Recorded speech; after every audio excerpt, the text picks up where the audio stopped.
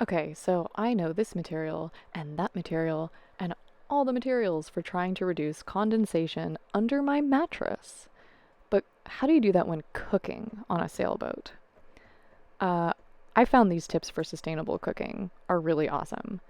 This one is going to make my Sicilian grandmother roll over in her grave. Either because, as someone who can remember the Great Depression, she thinks it's great, or as a Sicilian, it's blasphemy. But I'm cooking the tortellini directly in the red sauce.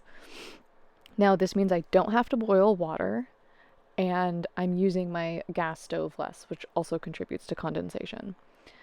And honestly, the internet said it was going to make for a really nice sauce and tasty pasta, and it did. I'm happy with it. Now, for hard-boiled eggs, bring them to a boil, turn them off, let them sit for 10 minutes, and then throw them in an ice bath. Perfect. They peel great every time.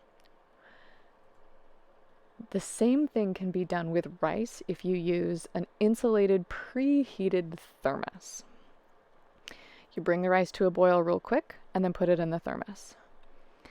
Now, the great thing about this is the thermos traps all the steam, so it's not on my window and not under my bed. So here, this rice, I just brought it to a boil and turned it off. And there's hot water in the thermos.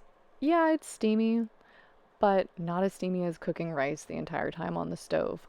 Also, minus the moisture from the release of actually cooking with the stove. So I'm going to pour the extra hot water back in my kettle because nothing goes to waste on a boat.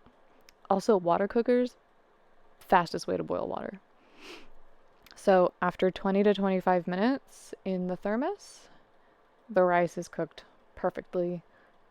Yes, look at that.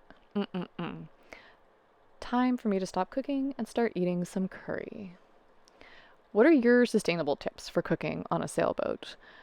Reducing fuel, reducing condensation, and saving water. Please let me know.